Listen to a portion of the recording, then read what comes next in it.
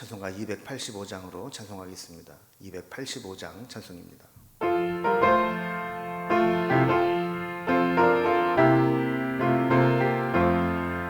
주의 말씀 받은 그날 참 기쁘고 복되도다. 이 기쁜 마음 못 이겨서 온 세상에 전하노라.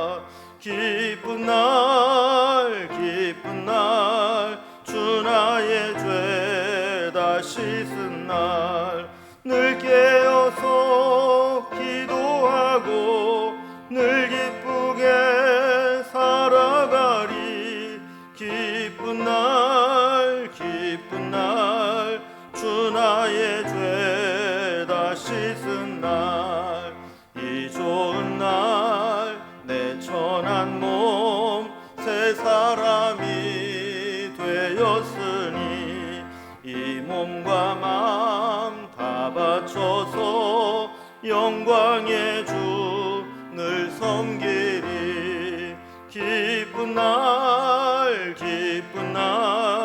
주 나의 죄 다 씻은 날 늘 깨어서 기도하고 늘 기쁘게 살아가리. 기쁜 날 주 나의 죄 다 씻은 날 새 사람 된 그날부터 평안한 마음 늘 있어서 이 복된 말 전하는 일 나의 본분 삼았도다. 기쁜 날 주 나의 죄 다 씻은 날 늘 깨어서 기도하고 늘 기쁘게 살아가리. 기쁜 날 주 나의 죄 다 씻은 날. 아멘. 오늘 함께 하는 하나님 말씀은 구약성경 민수기 15장 22절에서 41절까지 말씀입니다. 민수기 15장 22절에서 마지막 절까지 말씀, 구약성경 221면에 있습니다. 말씀을 제가 봉독하겠습니다.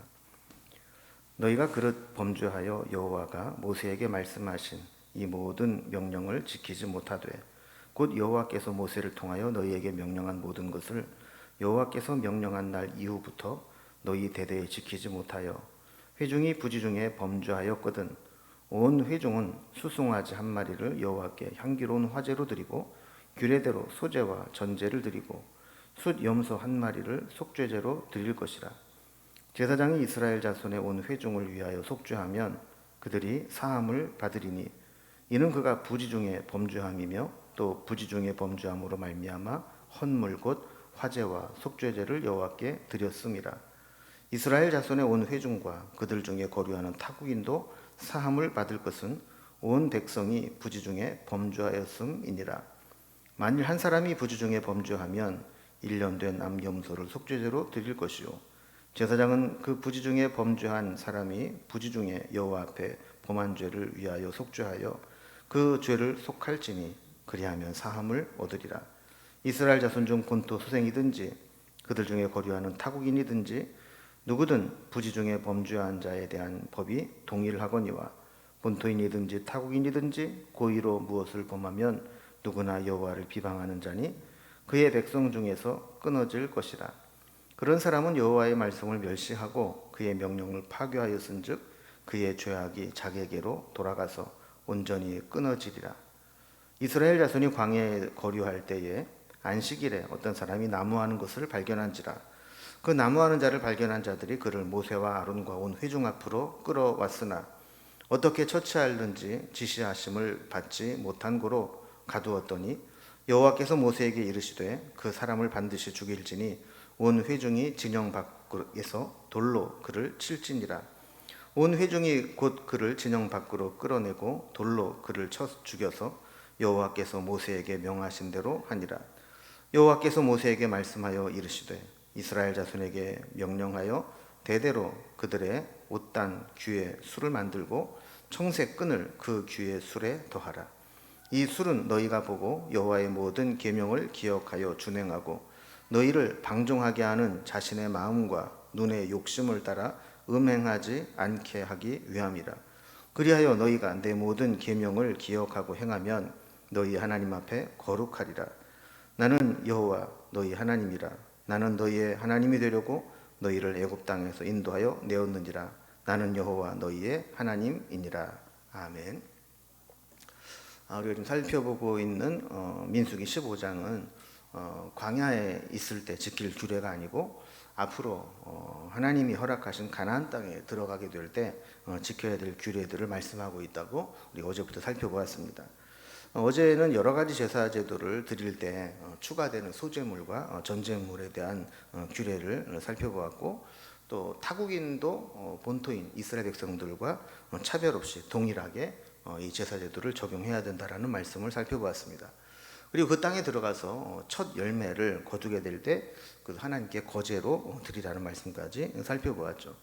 오늘은 거기에 추가되는 내용입니다. 추가되는 제사 제도인데, 가나안 땅에 들어가 살게 될 때 부지 중에 죄를 지었을 때 어떻게 속죄함을 받는지, 그 속죄제에 대한 추가 규정이 나오게 됩니다. 그리고 고의로 죄를 지었거나 또 안식일을 어기고 일한 사람에 대해서 어떻게 처벌할 것인지에 대한 규정도 말씀해 주십니다. 그러면서 그들이 가나안 땅에 살아가면서 특별히 하나님의 백성답게 살아가기 위해서 옷단 귀에 술을 달고 다니면서 하나님의 거룩한 백성임을 잊지 않도록 자신을 살피고 욕망을 제어하고 하나님 백성답게 살도록 하는 규정을 말씀해 주고 있습니다. 오늘 본문은 단락별로 구분을 해보면, 먼저 22절에서 29절까지는 부지 중에 범죄한 자들을 위해서 어떻게 속죄제를 드릴 것이냐, 회중 전체가 죄를 범했을 때 그리고 개인이 죄를 범했을 때 각각 어떻게 속죄제를 드릴 것인지를 말씀합니다. 두 번째로 30절에서 36절까지는 고의로 율법을 어기거나 그 예로 안식일에 일하지 말아야 되는데도 불구하고 고의로 안식일을 범하였을 때 어떻게 처벌할 것인지에 대한 규정이 나옵니다. 그리고 37절에서 41절까지는 가나안 땅에서 가나안 거민들과 구별해서 살아가기 위해서 하나님 백성들이 어떤 표식을 하고 살아가도록 했는데, 옷단, 옷끈의 끝에 어떤 줄로 만든 끈들을 이렇게 메어서 그것을 보면서 난 하나님 백성이다라는 것을 알도록 그렇게 했던 것을 보게 됩니다. 단락별을 살펴봅니다. 첫 번째로 가나안 땅에 들어가 살게 될 때 만약에 부지 중에 범죄한 것들을 어떻게 해결해야 될까, 속죄제로 드려야 되는데 추가되는 내용입니다. 이 속죄제에 대한 규정도 이미 레위기 4장 5장에 기록이 자세하게 되어 있습니다. 레위기에서는 이제 신분에 따라서 속죄제물을 다르게 드릴 것을 명하지만, 오늘 민수기에서는 그런 신분에 따른 차이의 지침은 없고, 이것이 회중들 전체가 범한 범죄냐 아니면 개인이 부지 중에 범한 범죄냐, 이거를 따라서 구분하고 있죠. 그러니까 예를 들어서 지난번 살펴본 것처럼 가데스바네 정탐을 하고 와서 온 회중이 함께 집단적으로 죄를 지었을 때, 그리고 또 그와는 별개로 개인적으로 일탈 행위를 했을 때 구별을 하라는 겁니다. 먼저 첫 번째로 회중 전체가 부지 중에 죄를 짓게 됐을 때 어떻게 속죄할 것이냐에 대한 규정입니다. 22절에서 24절까지를 먼저 보면, 너희가 그릇 범죄하여 여호와가 모세에게 말씀하신 이 모든 명령을 지키지 못하되 곧 여호와께서 모세를 통하여 너희에게 명령한 모든 것을 여호와께서 명령한 날 이후부터 너희 대대에 지키지 못하여 회중이 부지 중에 범죄하였거든 그랬습니다. 이건 복잡하게 얘기되어 있지만 간단히 얘기하면 이런 겁니다. 하나님 모세를 통해서 율법을 주셨는데 이스라엘 백성들 전체가 그 죄를 부지 중에 다 지키지 못하고 범한 것이 있을 경우에 어떻게 하느냐 하는 겁니다. 근데 이게 속죄제의 핵심은 부지 중에라는 겁니다. 고의로 죄를 짓는 것이 아니라 부지 중에 부득불 어쩔 수 없이 죄를 지었을 때 해결할 수 있는 방법을 주셨다라는 것이죠. 우리가 죄를 지어도 속죄제를 드리면 얼마든지 죄가 해결된다라고 생각하면서 고의로 죄를 짓는 것, 그리고 고의로 죄를 짓고 속죄제를 드리는 것, 이것은 속죄제에 해당되지 않는다는 겁니다. 하나님 말씀과 명령이 있지만 고의성 없이 명령하신 말씀을 지키지 못하는 경우에 속죄제로 드릴 수 있다라는 것이 속죄제의 가장 중요한 원리입니다. 25절을 보면 이는 그가 부지 중에 범죄함이며 또 부지 중에 범죄함으로 말미암아 헌물을 드린 경우 속죄함을 얻는다고 부지 중에 범죄한 경우에 속죄제를 드린다는 것을 계속 강조하고 있는 것을 보게 되죠. 자, 이런 경우는 어떻게 하느냐? 24절에 보면 온 회중은 수송아지 한 마리를 여호와께 향기로운 화제로 드리고 규례대로 소제와 전제를 드리고 숫 염소 한 마리를 속죄제로 드릴 것이라 그랬습니다. 계속 25절을 이어서 보면 제사장이 이 규례대로 제물을 받아서 하나님 앞에 속죄제를 드리게 되면 이것이 하나님 앞에 속죄를 얻는 방법이 된다라고 이야기를 합니다. 그러면서도 계속해서 강조하는 것이 부지 중에 범죄함이기 때문이다라고 이야기를 하고 있죠. 어제도 우리가 살펴본 대로 가나안 땅에 들어가서 번제나 화목제를 드릴 때 그 규례는 이스라엘 백성이든지 아니면 타국에서 온 거류민이든지 동일하게 차별 없이 적용돼야 된다라고 했습니다. 속죄제도 마찬가지입니다. 26절에 보면 이스라엘 자손의 온 회중과 그들 중에 거류하는 타국인도 사함을 받을 것은 온 백성이 부지 중에 범죄하였음이니라 그랬습니다. 그러니까 온 회중과 함께 거류하는 타국인도 제사를 드리고 함께 사함을 받게 된다라는 것이죠. 자, 이렇게 22절에서 26절까지는 회중 전체가 부지 중에 저지른 범죄에 대한 속죄제 규례라면 이제 그 다음에는 이제 개인적으로 일탈 행위를 하고 개인이 부지 중에 저지른 범죄에 대한 속죄제가 27절에서 29절까지 나오는 것을 보게 됩니다.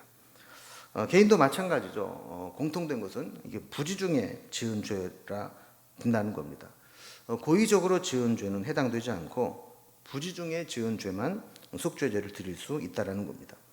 27절에 보면 제물은 1년 된 암 염소로 속죄제를 드리라 그랬습니다. 그 다음 내용은 회중의 속죄제와 동일합니다. 28절에 보면 제사장은 가져온 제물로 속죄제를 드려 속죄함을 얻게 하고 29절에 보면 마찬가지로 본토 수생이든지 함께 거류하는 타국인이든지 동일하게 부지 중에 범죄한 자들은 적용이 된다라는 말씀입니다. 이렇게 두 번째로 고의적으로 죄를 짓는 경우는 어떠냐? 그리고 그 예로 안식일을 고의적으로 범한 경우는 어떻게 해야 되느냐에 대한 처벌 규정입니다. 아까도 계속 강조된 것처럼 속죄제는 고의성이 없이 부지 중에 저지른 죄에 대한 속죄를 의미한다고 살펴보았습니다. 그렇다면 고의적으로 죄를 지은 경우는 어떻게 하라고 했는가? 30절에 보면 본토인이든지 타국인이든지 고의로 무엇을 범하면 누구나 여호와를 비방하는 자니 그의 백성 중에서 끊어질 것이라 그랬습니다. 참 무서운 말씀입니다. 고의로 죄를 범했다라고 하는 것은 악의를 품고 의도적으로 하나님을 대적하는 것을 의미한다라고 보는 것이죠. 31절에 보면 이런 자들은 여호와의 말씀을 멸시하고 그의 명령을 파괴한 것이다라고 말씀하면서 그의 죄악이 결국 자기에게로 돌아가서 결국 그들은 온전히 끊어질 것이다라고 경고하게 됩니다. 그러니까 이런 자들이 아무리 속죄제를 드려도 고의적으로 악의를 가지고 대적한 이 죄는 하나님께 속죄제를 받지 않으시고 결국 백성 중에서 끊어질 것이라고 경고하시는 겁니다. 자, 이렇게 처벌 수위를 높인다라고 하는 것은 그렇게 심판하고 멸하겠다라는 의미보다는 이렇게 처벌 수위가 높으니까 경고의 의미를 가지고 그 고의적으로 죄를 짓지 말라라는 예방 차원의 의미가 강한 것입니다. 자, 그러면서 고의로 여호와를 대적하는 죄를 한 가지 사례를 들어서 설명합니다. 32절에 보면 이스라엘 자손이 광야에 거류할 때에 안식일에 어떤 사람이 나무하는 것을 발견한지라 그랬습니다. 자, 광야에 있을 때 한 예를 듭니다. 안식일에 나무를 하다가 발견된 사람이 있었다는 겁니다. 하나님께서 율법을 주실 때 안식일을 기억하여 거룩히 지켜라 그러면서 그때는 어떤 일도 하지 말라라고 말씀을 하셨죠. 그런데 안식일에 일을 해서는 안 된다는 사실을 알면서도 안식일을 지키지 않고 거역한 사람이 있었다라는 겁니다. 33절에 보면 어떤 사람이 안식일에 나무하는 것을 보고 붙잡아 와서 모세와 아론과 온 회중 앞으로 끌고 왔다라는 겁니다. 요즘으로 하면 시민법정에 세웠다라는 것이죠. 일단 안식일을 범했으니까 붙잡아 왔는데 34절을 보면 이 자를 어떻게 처치해야 될지 지시하심을 받지 못했기 때문에 일단 가두어 두었다라고 기록을 합니다. 이때 35절에 보면 여호와께서 모세에게 이르시기를 그 사람은 반드시 죽일지니 온 회중이 진영 밖에도 돌로 그를 칠지니라 그랬습니다. 투석형으로 사형을 집행하라는 것입니다. 이렇게 돌로 쳐 죽게 되면 그 위에 돌을 쌓아서 돌 무덤이 되는 것이죠. 그리고 하나님은 은혜의 하나님이시지만 고의적으로 의도적으로 악의를 가지고 하나님을 대적하는 자들에게는 좀 무자비할 정도로 심판하시는 것을 경고하면서 절대로 우리가 그런 악한 일에 동조해서는 안 된다라는 경고의 말씀을 주시는 겁니다. 36절에 보면 온 회중이 그를 진영 밖으로 끌어다가 돌로 쳐 죽이고 심판을 하게 되었다라는 말씀으로 마무리가 됩니다. 여러분, 우리가 마찬가지입니다. 회개하기만 하면 다 용서받을 수 있다는 아니란 생각을 가지고 죄인 줄 알면서도 계속해서 죄를 짓고 회개하고 죄를 짓고 회개하고 이런 것은 하나님께서 기뻐하지 않으시고 그 회개를 받지 않으실 수 있다라고 하는 두려운 마음을 가져야 되는 것이죠. 자, 그러면 우리가 죄를 짓지 않고 어떻게 살아야 되는가? 세 번째 단락을 보면 하나님 백성들이 외적인 특별한 표식을 통해서 하나님의 백성임을 늘 인식하고 살아가도록 했습니다. 그래서 옷단 끝부분에 줄을 달아서 술이라고 하는데 그것을 달고 다니는 규정을 만들어 주셨습니다. 38절 말씀을 보면 이스라엘 자손에게 명령하여 대대로 그들의 옷단 귀에 술을 만들고 청색 끈을 그 귀에 술에 더하라 그랬습니다. 지금도 유대인들은 어떤 절기가 되거나 또 아주 보수적이고 전통적인 유대인들은 옷단 끝에 청색 끈으로 술을 더하고 다닙니다. 사진을 통해서 이렇게 보게 되면 이렇게 옷단 끝에 뭔가 이렇게 줄을 꿰어서 매달고 다니게 되는데 청색 실을 거기에 달아서 입고 다니라는 겁니다. 사람들이 이제 옷을 통해서 그 끝에 뭔가 계속 이렇게 걸리니까 보게 되겠죠. 이런 것들을 볼 때마다 우리는 어떤 생각을 해야 되느냐? 39절에 보면 이 술은 너희가 보고 여호와의 모든 계명을 기억하여 준행하고 너희를 방종하게 하는 자신의 마음과 눈의 욕심을 따라 음행하지 않게 하기 위함이라 그랬습니다. 우리는 하나님 말씀을 들어도 세상을 살다 보면 그 말씀을 잊고 살 때가 많습니다. 그런데 이게 옷의 끝에 뭔가가 계속 걸리고 이것들을 보게 되면 그때부터 우리는 그래, 우리는 말씀대로 살아야지. 그리고 우리 마음속에 어떤 욕망이 생기고 죄의 미혹을 받게 되고 또 음행하고자 하는 갈등이 생길 때 우리는 그런 사람이 아니야. 말씀대로 살아야 돼 라는 것을 깨닫고 죄의 미혹에 들지 않게 하라는 겁니다. 마치 우리가 어떤 십자가 목걸이를 하고 다니거나 어떤 예수 믿는 사람의 표시로 배지를 달고 다닌다거나 이렇게 하게 되면 그런 것들이 나의 존재를 드러내게 되면서 그래, 내가 믿는 사람인데 다른 사람들은 어떻게 보겠어 그러면서 자기 자신을 절제하고 그런 것 때문에라도 방종에 빠지거나 음행에 빠진 삶을 살지 않도록 예방하는 효과가 있는 것처럼 하나님의 백성들은 뭔가 자신의 어떤 그런 표지를 가지고 다니면서 그것 때문에라도 악한 길에 들어서지 않도록 하라라는 말씀이죠.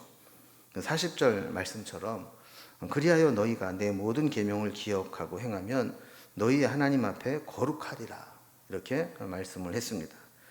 우리가 말씀을 지킴으로 이 세상 사람들과 다르게 거룩한 백성으로 살아가기를 원하는 것이죠. 41절에 보면 결론적으로 이렇게 말씀합니다. 우리가 이렇게 거룩한 삶을 살아가게 될 때 하나님은 이스라엘 백성의 거룩한 하나님이 되시고 또 우리는 하나님의 백성이 된다라는 것입니다. 나는 여호와 너희 하나님이라. 나는 너희 하나님이 되려고 너희를 애굽 땅에서 인도하여 내었느니라. 여호와 너희의 하나님이니라. 우리는 하나님과의 관계를 늘 기억하고 살아가면서 하나님의 백성답게 살아가야 된다라는 것을 우리에게 보여주고 있습니다. 우리도 고의적으로 죄를 짓지 않도록 하나님께서 우리에게 죄를 깨닫게 하시고 양심을 통해서든 말씀을 통해서든 우리에게 경고하실 때 그 죄는 빨리 정리하고 버리고, 우리가 어쩔 수 없이 부지중에 짓는 경우에 그 죄에 대해서 속죄하고 회개하는 것이지 고의로 짓는 것을 하나님 받지 않으신다라는 것을 기억하면서 우리의 신앙도 그게 거룩하게 되었으면 좋겠습니다. 그리고 꼭 우리가 십자가나 또 배지나 또 외형적으로 표시를 달고 다니다 않다 할지라도 늘 우리는 이제 정체성이 나는 하나님 백성이다, 하나님 백성답게 살아야 된다, 이런 것을 잊지 않고 살아가야 될 것입니다. 오늘도 하나님 백성답게 거룩하게 살아가기로 다짐하며 믿음으로 살 수 있기를 바랍니다. 기도하겠습니다. 하나님 아버지, 이스라엘 백성들이 가나안 땅에 들어가게 되었을 때 그 속에서 어떻게 행해야 될지를 여러 가지 말씀을 통해 가르쳐 주셨습니다. 특별히 속죄제를 드릴 때 우리가 고의적으로 죄인 줄 알면서도 죄를 범하고 회개하는 것은 하나님이 기뻐하지 않으시고 받지 않으신다는 사실을 살펴보게 되었습니다.